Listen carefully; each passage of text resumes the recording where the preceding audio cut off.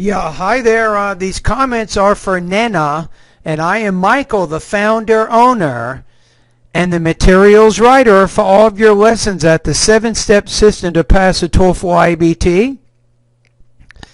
And you have made a few comments at my website, and I want to take a look at 2 of them right now, and I will answer the questions as we go.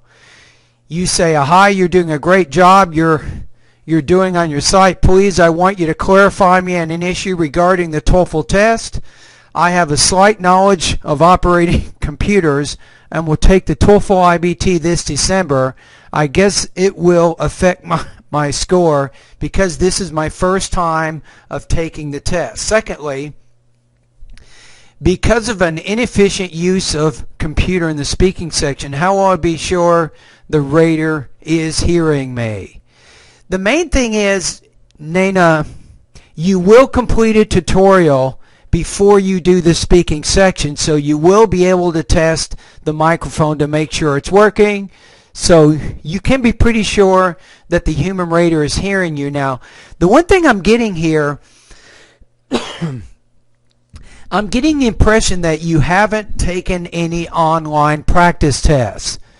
Because if you go to TOEFL.org, you can take a practice test through them.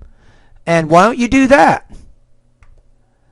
Now, also, there's another website. It's called ScoreNexus, ScoreNexus.com. They also offer full-length IBT practice tests. So it sounds like that you need to take a full-length IBT practice test before you actually take the TOEFL IBT exam. Now, my online course also offers full-length IBT practice tests, Nena.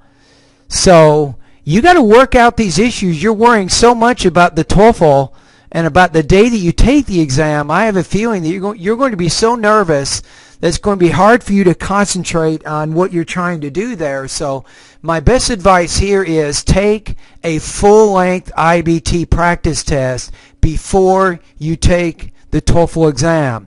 That way you can become excuse me, more familiar with how to record your speaking responses. But also the other issue that you will have is if you're not used to typing on computers, you're going to have difficulty with the integrated writing and the independent writing tasks because they do require you to type by computer. So you need to get familiar with the structure of this test before you take the official IBT exam. That's probably the best advice I can give you. Now, the other advice I can give you is when you're doing the speaking section of the TOEFL exam, Nena, other people will be recording their responses at the same time that you record yours. You're all going to be in the same room. What does that mean? There's going to be a lot of distraction for you. So as you complete your independent and integrated speaking practice test, and you can do those if you join my online TOEFL course for sure, as you complete those practice tests, you may want to turn a radio on in the background, turn the TV on, create some distraction and some noise, and then practice doing your speaking practice test with the background noise. All right? Okay, let's go to your next question. You say, hi, thanks for a great job. Please clarify me on this issue. Can inefficiency in computer affect my TOEFL score? Secondly, how will I be sure the rater is hearing my voice in the speaking section? I think I've answered that one.